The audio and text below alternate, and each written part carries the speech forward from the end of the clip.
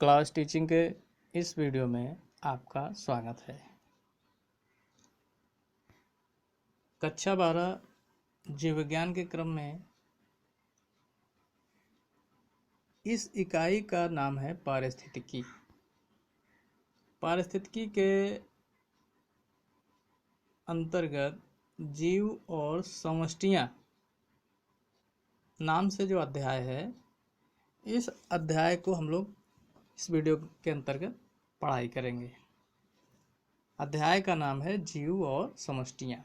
इकाई का नाम है पारिस्थितिकी, इकोलॉजी।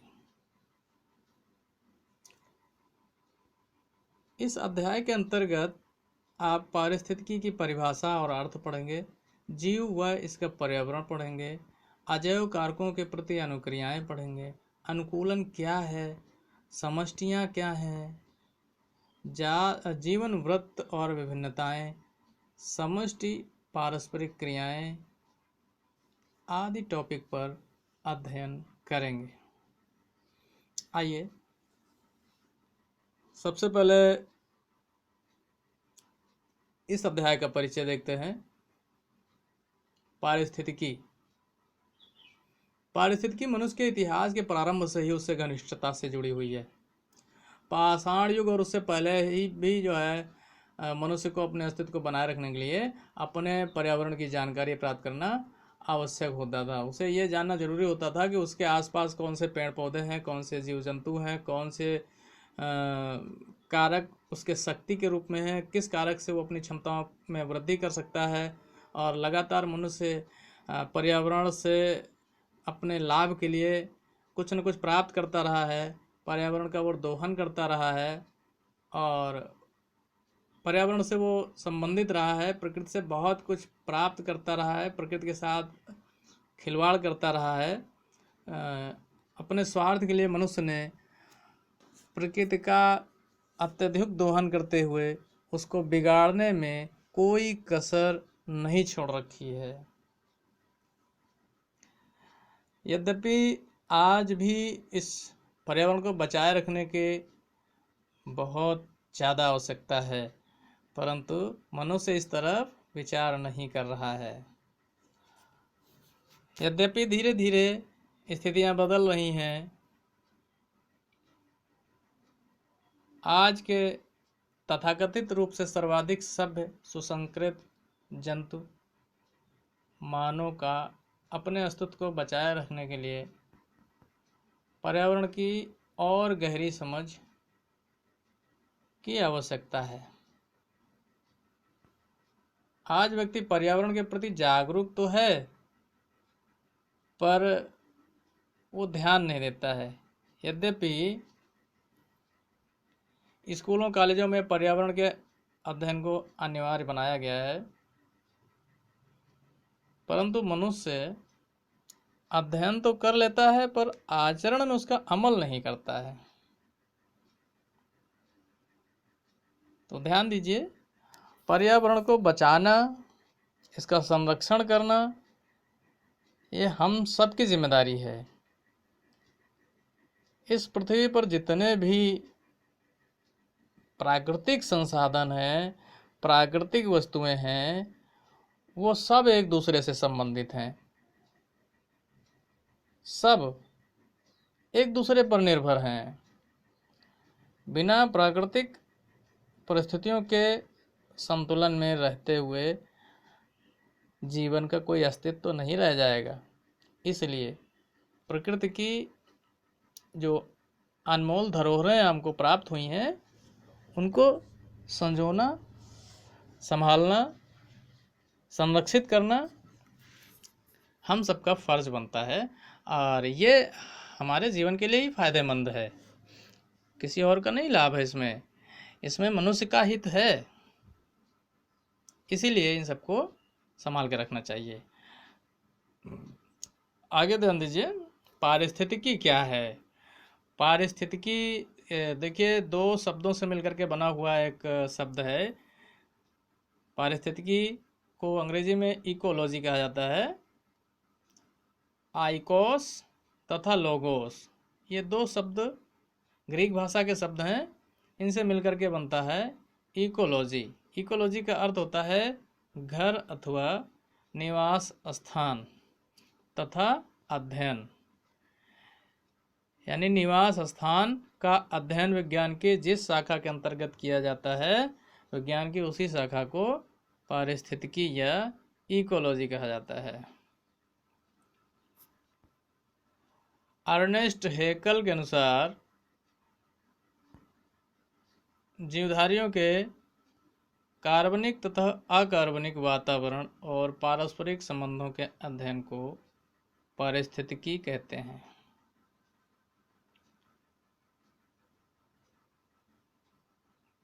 ध्यान दीजिए, फिर से हम बता दे रहे हैं, जीवधारियों के कार्बनिक तथा अकार्बनिक वातावरण।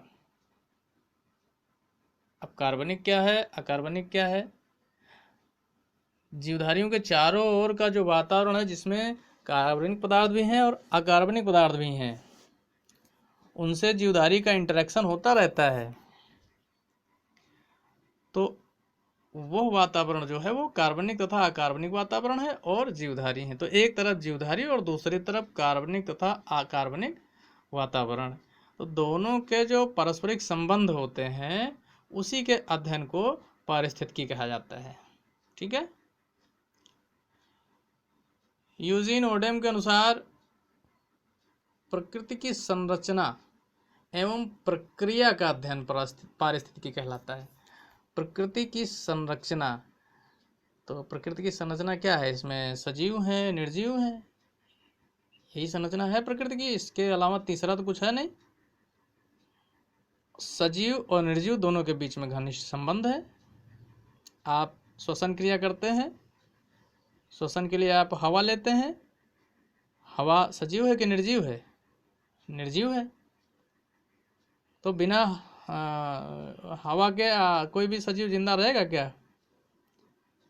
तो इसका मतलब जीवन जो है निर्जीव घटकों पर निर्भर करता है। जीवन का कुछ न कुछ संबंध निर्जीव घटकों से है। तापमान है, ये भी निर्जीव घटक है। मृदा भी निर्जीव घटक। इस तरह के अभी आगे हम चर्चा करते हैं विस्तार पूर्वक। तो प्रकृति की संरचना में सजीव और निर्जीव दो तरह के घटक हैं। तो इन घटकों का आपस में क्या संबंध है, इनकी क्या प्रक्रिया है, इसी का अध्ययन पारिस्थितिकी कहलाता है। और भी हमारे जीव वैज्ञानिक टेलर ने बताया था, जीवों को अपने वातावरण के संबंध का ज्ञान इकोलॉजी कहलाता है। भारतीय पारिस्थितिकी वैज्ञानिक आर मिश्रा, इन्होंने बताया जीवों की संरचना, क्रियाओं तथा कारकों के मध्य होने वाली अंतः क्रियाओं को पारिस्थितिकी नाम दिया गया। देखिए, बार बार सभी वैज्ञानिक एक ही बात बता रहे हैं, वो अपने शब्दों में थोड़ा हेर फेर करके, लेकिन सभी परिभाषाओं का सार एक ही जैसा निकल रहा है। यहाँ पर भी जीवों की संरचना, उनकी क्रियाओं तथा कारकों, कारक क्या, वही अजैविक कारक और कुछ जैविक कारक के मध्य में होने वाली जो अंतः क्रियाएं होती हैं। अंतः क्रियाएं मतलब पारस्परिक निर्भरता, उसी को पारिस्थितिकी कहा जाता है। वेब्स्टर के अनुसार जीवधारियों व उनके पर्यावरण के बीच के संबंधों की समग्रता व तरीकों का अध्ययन इकोलॉजी कहलाता है। ये अलग अलग परिभाषाएं हैं अलग अलग वैज्ञानिकों के द्वारा, लेकिन सभी परिभाषाओं का सार, इनका जो मौलिक बात है वो एक ही निकल के आ रही है। जीव के चारों ओर स्थित जीवित व अजीवित वस्तुएं ही उसका पर्यावरण बनाती हैं। जीव की अनुपस्थिति में यह शब्द अपनी सार्थकता खो देता है। पृथ्वी का वायुमंडल, जलमंडल, स्थलमंडल, ये सब भौतिक पर्यावरण बनाते हैं। जीव आपस में तथा अपने पर्यावरण के घटकों से पारस्परिक क्रिया करता है। ओडम ने इकोलॉजी की एक और बेहतरीन परिभाषा दी है, जिसे पर्यावरण जीव विज्ञान कहते हैं। ओडम ने इसे पर्यावरण जीव विज्ञान कहा है। जीव का पर्यावरण से जो संबंध है वो आपको यहाँ पर दर्शाया गया है। एक जीव दूसरे जीव से संबंधित होता है? और कोई भी जीव वायुमंडल से संबंधित है, जलमंडल से संबंधित है, स्थल मंडल से संबंधित है, कोई भी जीव है। देखिए हम सब वायुमंडल में रहते हैं, वायु प्राप्त करते हैं। जीवधारी जलमंडल में भी पाए जाते हैं, जलीय स्रोतों में। जीवधारी स्थल मंडल में भी पाए जाते हैं। और ये वायुमंडल, जलमंडल, स्थल मंडल, ये तीनों कार्बनिक और अकार्बनिक पदार्थों से मिलकर के बने हुए हैं। ये अजैविक घटक हैं और ये जैविक घटक हैं। जीव हैं, ये जैविक घटक हैं। ये सब निर्जीव हैं, ये सब अजैविक घटक हैं। तो जैविक घटक और अजैविक घटक, ये दोनों मिल करके संसार का निर्माण करते हैं, है ना। इनके बीच में आपस में क्या संबंध हैं, क्या प्रक्रियाएं हैं, क्या एक दूसरे की निर्भरता है, इसी को कहा जाता है पारिस्थितिकी। ठीक है, इकोलॉजी, याद रखिएगा।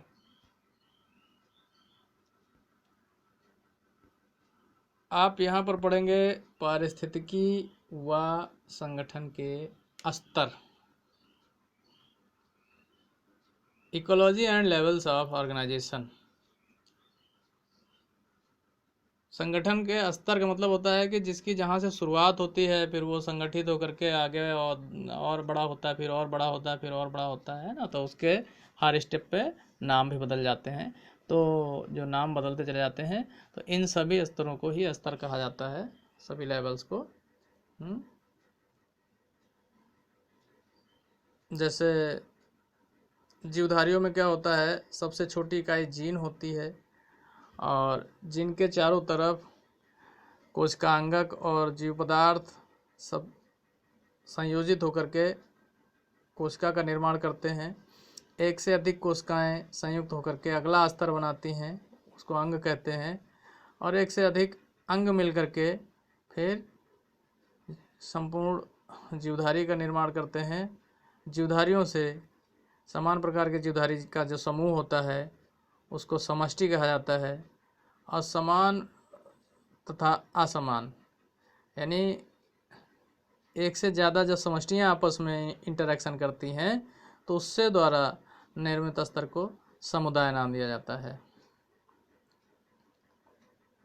जीन जो होते हैं वो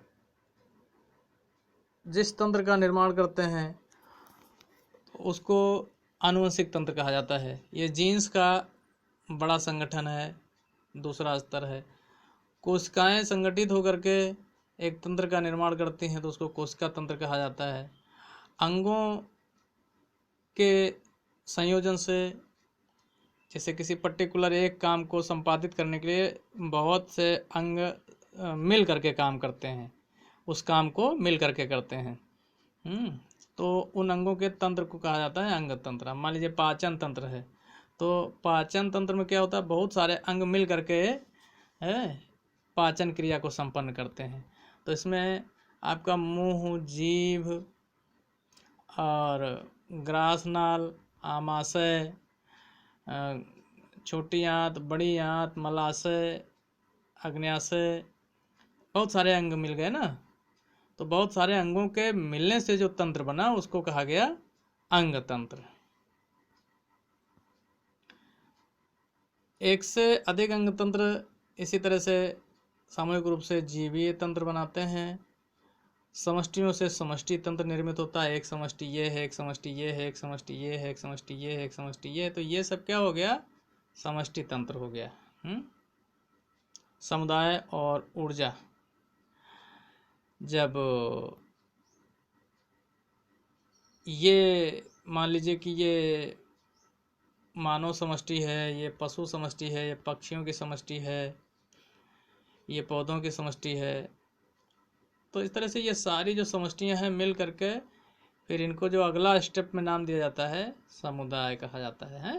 एक से अधिक प्रकार की समष्टियां जब मिल गई तो उसको समुदाय कहा जाता है। समुदाय और ऊर्जा मिल करके जो तंत्र निर्मित करती हैं उसको कहते हैं पारिस्थितिक तंत्र, क्योंकि इन सब में एक दूसरे से आपस में अंतःक्रियाएं होती हैं, इंटरेक्शन होते हैं, एक दूसरे पर इनमें डिपेंडेंसी होती है, निर्भरता होती है। तो इस प्रकार से आपने देखा कि पारिस्थितिकी मूल रूप से कुल 4 स्तरों, पहला जीव, दूसरा समष्टि, तीसरा समुदाय और चौथा जीनोम से संबंधित है।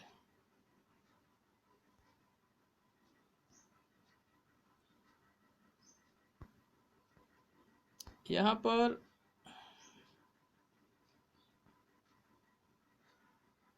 एक शब्द और आता है, जीवोम।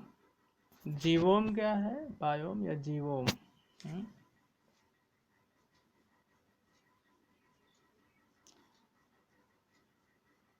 किसी पर्टिकुलर स्पेस में जो जीवधारी होते हैं, या इस तरह से कह लीजिए कि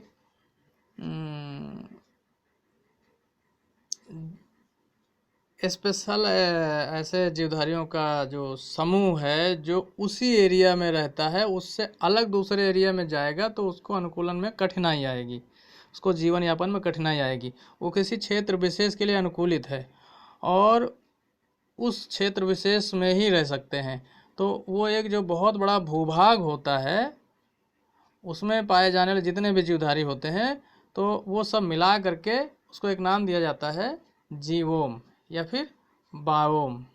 जैसे अब आप समझ लीजिए कि पहाड़ों पर है, तो जो पहाड़ों पर पाए जाने वाली वनस्पतियां होती हैं, जो वहाँ पर पाए जाने वाले जंतु होते हैं, पोलर बियर होते हैं, वॉलरस होते हैं, सील होते हैं, उनको आप राजस्थान में ला करके रखिए तो नहीं रह सकते ना। तो वहाँ का एक अपना माहौल है, वहाँ की अपनी परिस्थितियाँ हैं, और वैसी परिस्थितियाँ संसार के दूसरे हिस्से में नहीं मिलती हैं। तो वहाँ ध्रुवों पर जो जितनी दूर तक वो एक जैसी जलवायु, एक जैसा वातावरण है, तो उसको एक जीवोम कहा जाएगा। इस तरह से आप राजस्थान में ले लीजिए तो पूरे राजस्थान में जैसा वातावरण है और वहाँ के जो जीवधारी वहाँ के प्रति अनुकूलित हैं, वहाँ की जो वनस्पतियाँ वहाँ के प्रति अनुकूलित हैं, तो वो पूरी सर्किल, उस पूरी सीमा रेखा के अंतर्गत जितना भी क्षेत्र आएगा, वहाँ के जीवधारी, वहाँ के पूरा समुदाय, तो वो पूरा एक बायोम कहलाएगा, वो एक जीवोम कहा जाएगा। ठीक है ना। तो इसी तरह से हमारे यहाँ कुछ जीवोम के उदाहरण यहाँ पर दिए गए हैं। तो अब आप जीवोम समझ गए होंगे ना, किसी क्षेत्र विशेष में वहाँ के अनुसार जो है अनुकूलित जीव जातियाँ, वहाँ की वनस्पतियाँ, वहाँ का पूरा समुदाय जो होता है, जो अन्यत्र कहीं स्थापित करने पर वो सुगम नहीं महसूस करेगा, असंगत हो जाएगा, तो वही पर्टिकुलर एरिया जो होगा वो एक बायोम कहलाएगा, एक जीवोम कहलाएगा। कुछ प्रमुख बायोम के नाम यहाँ पर दिए गए हैं, जैसे टुंड्रा और चापारल, उष्णकटिबंधीय सवाना, घास के मैदान, रेगिस्तान। अभी हमने बताया नहीं रेगिस्तान, राजस्थान वाला, तो ये तो राजस्थान का उदाहरण दिया। इसके अलावा और भी संसार में कई रेगिस्तान हैं। तो रेगिस्तान में जो प्रजातियां जीवन यापन कर सकती हैं, वो अन्य किसी मैदानी भाग या पहाड़ी भाग में सुगमता से जीवन यापन नहीं कर सकती हैं। तो रेगिस्तान एक अपना जीवोम है। सर्दी की जगह में रहने वाले जो एक विशाल भौगोलिक एरिया है, उसका वो अपना एक अलग जीवोम है। पहाड़ों पर पाया जाने वाला जो जीवन है वो सब अपना अलग जीवोम है। इस तरह के संरचनाओं को जीवोम कहा जाता है।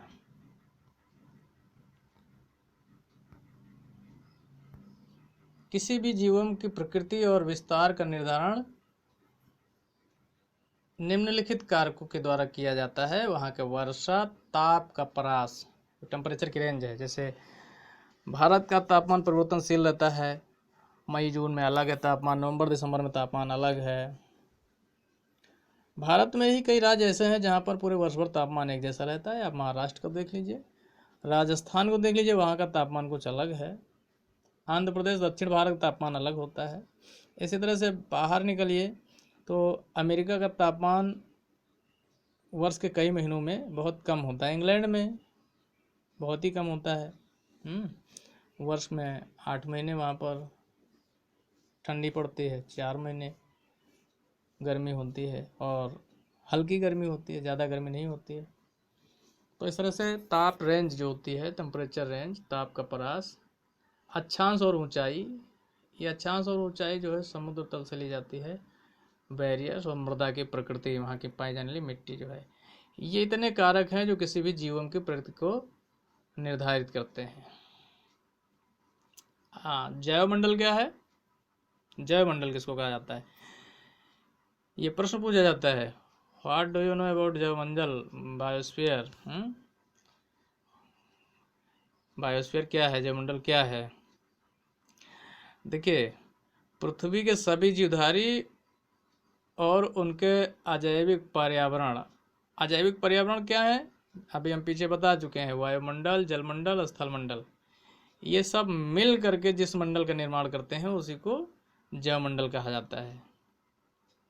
सभी जीवधारी और जलमंडल, वायुमंडल, स्थलमंडल, ये सब मिल करके जो मंडल का निर्माण करते हैं। निर्माण करते क्या? वो निर्माण हो ही गया भाई, जहाँ भी जल में या स्थल में या वायु में जहाँ तक जीवधारी पाए जाते हैं वो सब मंडल जो है जीवमंडल है, बस। इसके बाद में जीव और उसका पर्यावरण। किसी भी स्थान पर ताप की तीव्रता व अवधि में हुए वार्षिक बदलाव वहाँ के विभिन्न मौसमों के कारण होते हैं। जैसे हमारे भारत में उत्तर प्रदेश की बात कर लेते हैं, तो यहाँ पर जब तापमान कम होता है तो सर्दी का मौसम आ जाता है, तापमान थोड़ा सा बढ़ता है और बढ़ता है तो गर्मी का मौसम आ जाता है, फिर थोड़ा सा तापमान कम होने लगता है, बरसात का मौसम आया और तापमान कम हुआ, बसंत का मौसम आया और तापमान कम हुआ, जाड़े का मौसम आया। तो इस तरह से तापमान की जो परास होती है, तो तापमान का रेंज होता है, तीव्रता होती है, उसी के कारण मौसम में बदलाव आता है। ताप में ये बदलाव आते क्यों हैं? इसके लिए पृथ्वी द्वारा सूर्य की परिक्रमा करना और पृथ्वी का अपने अक्ष पर घूर्णन करना। दूसरी बात, पृथ्वी के अपने अक्ष पर झुका होने के कारण सौर विकिरण में आई भिन्नता। तीसरा कारण होता है ताप के इन परिवर्तनों के साथ साथ वार्षिक बरसात। ये सब जो है जीवों के निर्माण में महत्वपूर्ण भूमिका निभाते हैं। तापमान तथा वर्षा ये किसी भी स्थान की वनस्पति का निर्धारण करते हैं। ध्यान रखिएगा, आपसे ये प्रश्न पूछा जाता है, किसी स्थान की वनस्पति का निर्धारण करने वाले कारक बताइए। तो दो कारक तो यहाँ आपको मिल गए, तापमान और वर्षा। किसी भी क्षेत्र के वनस्पति का निर्धारण वहाँ के तापमान और वर्षा के अनुसार होता है। ज़्यादा वर्षा है या ज़्यादा तापमान है, अब राजस्थान में तापमान ज़्यादा है, वर्षा कम है। दक्षिण भारत में तापमान कम है, वर्षा ज़्यादा है, तो वहाँ के वनस्पति दूसरे प्रकार की है और राजस्थान की दूसरे प्रकार की है। इसी तरह से हिमाचल में तापमान कम है, वर्षा ज़्यादा है, तो वहाँ की वनस्पति दूसरी तरह की है। ये दो कारक निर्धारित करते हैं कि किसी स्थान की वनस्पति कैसी होगी।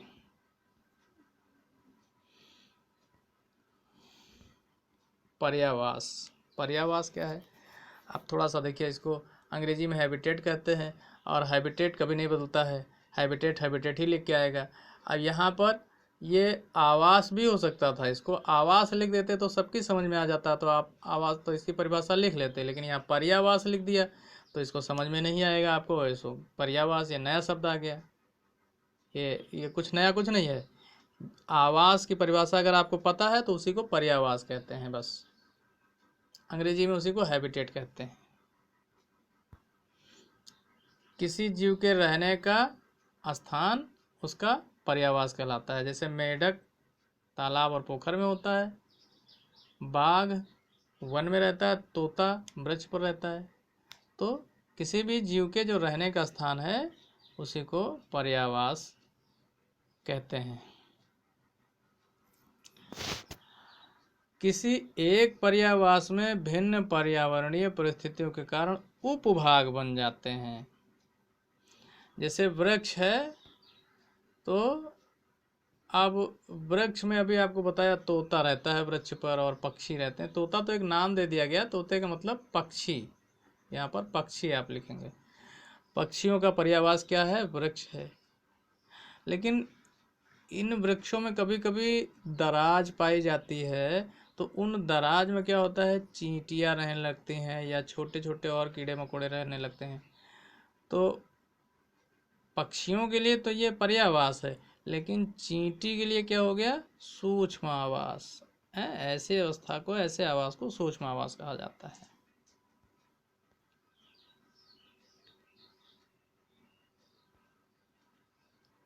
इसके बाद प्रमुख अजैव कारक है। हाँ, यहाँ पर पर्यावास और पारिस्थितिक कर्मता में अंतर बताया गया है। अभी आपको हम बता चुके हैं पीछे पर्यावास क्या है, और पारिस्थितिक कर्मता यह जीव की आजीविका है। जैसे पक्षी की आजीविका क्या है, शिकार करना है, शिकार करना। तो इसी को कहा जाएगा पारिस्थितिक कर्मता। शिकार करना पारिस्थितिक कर्मता कहा जाएगा, ये पक्षी के मामले में। सरीसृप क्या करते हैं, ये उन पर निर्भर करेगा। स्तनधारी क्या करते हैं, ये उन पर निर्भर करेगा। तो इस तरह से सभी वर्गों की पारिस्थितिक कर्मता अलग अलग होती है। याद रखिएगा, इकोलॉजी शब्द का प्रयोग पहली बार अर्नस्ट हैकेल ने किया था। इनसे पहले अनेक वैज्ञानिक इकोलॉजी पर कार्य कर चुके थे, लेकिन दूसरे नाम के अधीन उन्होंने काम किया था। एक आश्चर्यजनक बात है, सामन मछली, सामन कह सकते हैं, इसकी स्पेलिंग तो सालमन होती है, लेकिन हिंदी में इसको सामन लिखते हैं। ये मछली समुद्र में रहती है, लेकिन अंडे देने के लिए नदियों में आती है, और नदियों में अंडे देने के बाद ये मर जाती है। इसके अंडे से शिशु मछलियां पुनः निकलती हैं और वो फिर से समुद्र में वापस लौट जाती हैं। ये आपको एक नई बात पता चल गई। अब प्रमुख अजैव कारक कौन कौन से होते हैं, अभी हम आपको बता रहे थे जैविक कारक और अजैविक कारक। तो जैविक कारक में तो सभी जीवधारी हो गए, चाहे वो पौधे हों, वनस्पतियां हों, चाहे जंतु हों, ये सब जैविक कारक हैं। इसके अलावा इन जैविक कारक के साथ इंटरेक्शन करने वाले, अंतःक्रियाएं करने वाले अजैविक कारक कौन कौन से हैं जो इनको प्रभावित करते हैं। तो उनमें पहला आपको तापमान मिलता है, दूसरा प्रकाश होता है, तीसरा मृदा होता है, और चौथा जल होता है, जल। ठीक है, ये 4 प्रमुख अजैव कारक हैं। इसके अलावा भी आगे देखते हैं अभी। तो ये अजैव कारक कैसे प्रभावित करते हैं जैविक कारक को।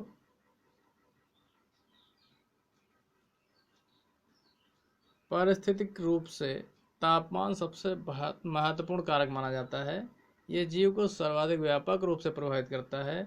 जीव की आकार की, शरीर की, कार्य की, प्रजनन, व्यवहार, वितरण, सभी तापमान द्वारा प्रभावित होते हैं। समझने के लिए आपको बता दें, आपने चाइना के लोगों को देखा होगा,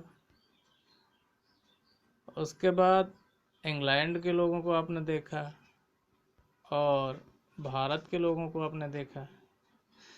इनमें देखिए अंतर होता है कि नहीं। चाइना वाले सबका चेहरा एक जैसा दिखने में लगता है, आप पहचान नहीं पाएंगे। उनका कद काठी छोटा होता है और चौड़ा होता है। अमेरिका के लोग लंबे होते हैं और बहुत गोरे होते हैं। इंग्लैंड के लोग भी लंबे होते हैं और मोटे कम होते हैं, लंबे ज़्यादा होते हैं, स्लिम बॉडी होती है और गोरे होते हैं।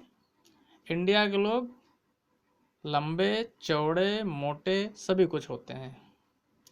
इन सबके रंग में भी अलग तरह का एक फ्लेवर होता है। सभी देशों के अलग अलग तरह के लोगों में अलग अलग कलर होता है, कोई सांवला, कोई गोरा, कोई बहुत गोरा है। कुछ देश के लोगों को तो ऐसा लगता है कि उनको बॉयल करके चमड़ी उकेल दी गई है। आपके दक्षिण भारत में देख लीजिए तो वहाँ लगेगा उनको जला दिया गया है, सब काले काले होते हैं। ये सब परिवर्तन क्यों दिखाई पड़ते हैं? तापमान के कारण। तापमान सिर्फ इतना ही नहीं प्रभावित करता है, इससे ज़्यादा आपके कार्यकी पर भी प्रभाव डालता है, आपके प्रजनन व्यवहार और वितरण पर भी प्रभाव डालता है, ऋतुओं के बदलाव पर प्रभाव डालता है,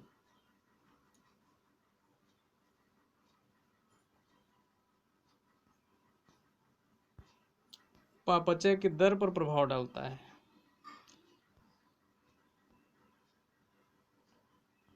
तापमान के आधार पर ही वनस्पतियों को 4 समूहों में वर्गीकृत किया गया है। एक महातापी,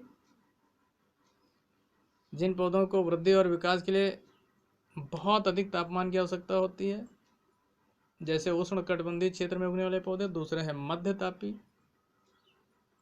जो पौधे कुछ समय के लिए कम ताप अवधि को भी सहन कर लेते हैं, जैसे उपोष्णकटिबंधीय क्षेत्र में उगने वाले पौधे।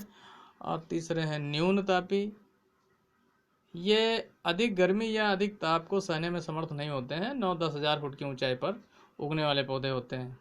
और महान्यूनतापी, ये पौधे अल्पाइन और उत्तरी ध्रुव क्षेत्रों में पाए जाते हैं। ताप सहन करने की क्षमता के आधार पर जंतुओं को भी 2 प्रकार से विभाजित किया गया है, 2 विभागों में। एक को यूरीथर्मल कहा गया है, दूसरे को स्टेनोथर्मल कहा गया है। तापमान के विस्तृत रेंज को, ज़्यादा तापमान को बर्दाश्त करने वाले जितने भी जीवधारी हैं उनको यूरीथर्मल कहा जाता है। इसके अंतर्गत स्तनधारी और पक्षी आते हैं, जो हाई टेम्परेचर को भी बियर कर सकते हैं, बर्दाश्त कर सकते हैं। इसके अलावा मछलियाँ, उभयचर, सरीसृप और अधिकतर अपृष्ठधारी मतलब इन्वर्टिब्रेट जो होते हैं, ये सब स्टेनोथर्मल होते हैं। ये एक लिमिट तक का तो ताप बर्दाश्त कर पाएंगे, उसके बाद ये बर्दाश्त नहीं कर पाएंगे, इसीलिए ये सब हाइबरनेशन में चले जाते हैं, ज़मीन के अंदर चले जाते हैं। जैसे प्रतिकूल मौसम आता है तो ये कीचड़ झाड़ी में और कहीं ज़मीन के अंदर गहराई में छुप करके बैठ जाते हैं, क्योंकि ये स्टेनोथर्मल होते हैं। ये अधिक ताप और अधिक ठंडी भी नहीं बर्दाश्त कर सकते हैं। इनकी एक रेंज होती है, उससे कम ठंडी और उससे ज़्यादा गर्मी बर्दाश्त नहीं कर सकते हैं, इसीलिए इनको स्टेनोथर्मल कहा गया है। लेकिन स्तनधारी और पक्षी, इनकी रेंज ज़्यादा होती है, ये अधिक गर्मी भी बर्दाश्त कर लेते हैं और अधिक ठंडी भी बर्दाश्त कर लेते हैं। तो अधिक गर्मी बर्दाश्त कर लेने के कारण ही इनको यूरीथर्मल कहा जाता है। एक खास बात यहाँ पर कुछ आपको जानकारी के लिए पॉइंट दिए गए हैं, जैसे समुद्र की गहराई कई हज़ार मीटर तक हो सकती है। इकाइनोडर्मेट जंतु केवल समुद्री जल में पाए जाते हैं। आप इकाइनोडर्मेट को आपको कक्षा 11 में पढ़ाया जा चुका है। पृथ्वी पर 1.4 अरब घन किलोमीटर जल है। घन किलोमीटर लिखा है, घन मीटर ना पढ़ लेना।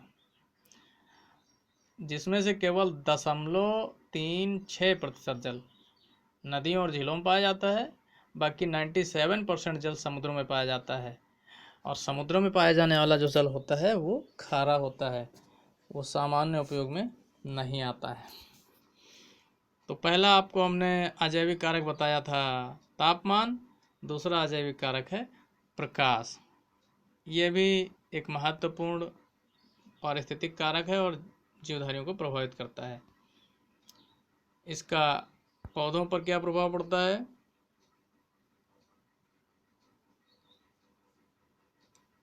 पौधे सूर्य के प्रकाश की उपस्थिति में पर्णहरिम का निर्माण करते हैं, जिसकी सहायता से प्रकाश संश्लेषण होता है।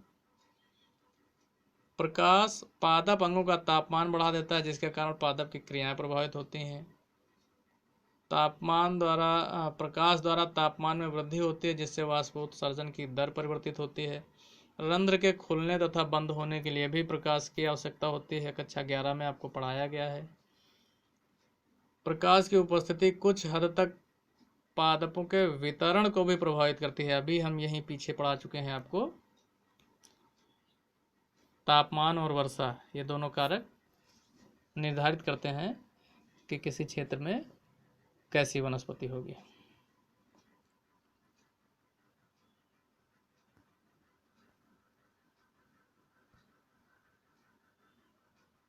इसी तरह से और आगे देखते हैं। तीसरा कारक है मृदा। पहला कारक आपको पढ़ाया तापमान, दूसरा कारक आपको पढ़ाया प्रकाश, तीसरा कारक मृदा। मृदा भी अजैविक कारक है और यह जीवधारियों को प्रभावित करती है।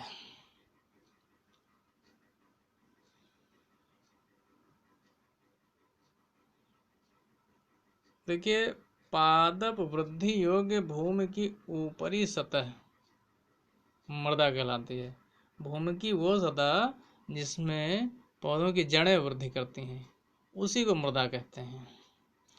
मृदा में खनिज पदार्थों के साथ साथ अनेक जैवीय घटक भी समाहित होते हैं। इसी कारण मृदा को सॉइल कॉम्प्लेक्स यानी जटिल मृदा कहते हैं या मृदा जटिल कहते हैं। मृदा जटिल का निर्माण खनिज पदार्थ, मृदीय जैव पदार्थ अथवा ह्यूमस, मृदीय जल और मृदीय वायु तथा जैवीय घटकों के द्वारा होता है।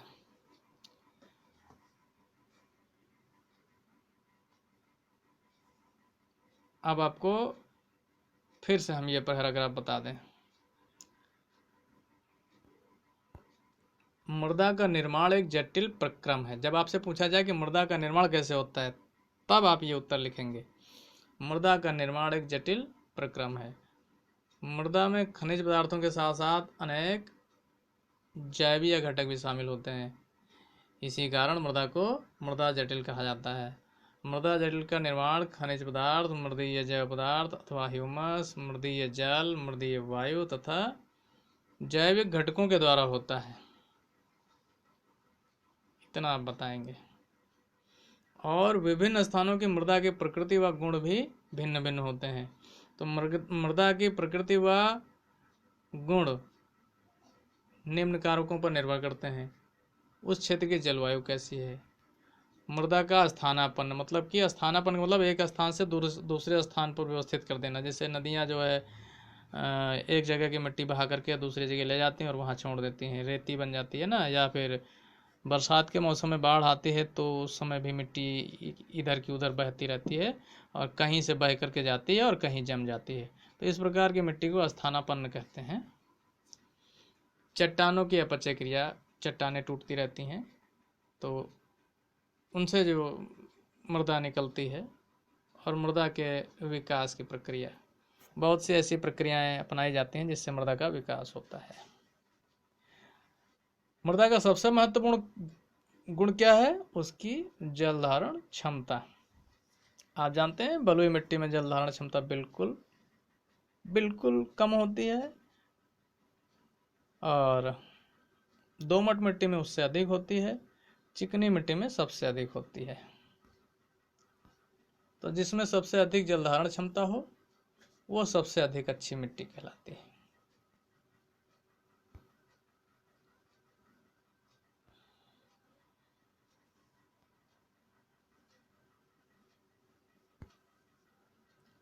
मृदा में जल धारण क्षमता के साथ साथ उसके पीएच, खनिजों की उपस्थिति तथा स्थलाकृति किसी क्षेत्र की वनस्पति के निर्धारण हेतु महत्वपूर्ण होते हैं। पेड़ पौधों का प्रकार वहाँ पाए जाने वाले जंतुओं का निर्धारण करता है। जलीय पर्यावरण में जलाशय की तली के गुण उस स्थान के जंतुओं के वितरण का निर्धारण करते हैं। तली पर पाए जाने वाले इन जंतुओं को नितलस्थ या बेंथिक जंतु कहा जाता है। चैनल को सब्सक्राइब कर लिया ना? नीचे देखिए लाल कलर से लिखा है सब्सक्राइब, उसको टच करिए और बेल आती है, ऑल पर प्रेस करिए। इधर लेफ्ट साइड में लाइक बटन पर टच करिए। इसके बाद देखिए, अब आपको यहाँ पर जो आपने पढ़ा है उस नॉलेज को चेक करने के लिए कुछ प्रश्न दिए गए हैं। इन प्रश्नों को कॉपी में लिखिए और इनका उत्तर लिखिए। पहला प्रश्न है इकोलॉजी की परिभाषा दीजिए। दूसरा प्रश्न है पृथ्वी पर पादपों के वितरण को प्रभावित करने वाले दो प्रमुख कारण कौन से हैं? तो कारण या कारक कारण को आप कारक भी समझ सकते हो। तीसरा है अंतर बताना है आपको, पर्यावास व पारिस्थितिक क्रमता में अंतर, यूरी हेलाइन व स्टेनो हेलाइन में अंतर। अगली हेडिंग है अजैव कारकों के प्रति अनुक्रियाएं, और ये हेडिंग हम आपको अगले पार्ट में बताएंगे, इसीलिए वीडियो को सब्सक्राइब करना और लाइक करना ज़रूरी है। कोई सजेशन, कोई सुझाव कमेंट सेक्शन में लिख सकते हैं। पढ़ते रहिए, ध्यान से पढ़िए, नोट्स बनाते रहिए, अच्छे से तैयारी करिए। Okay, thank you.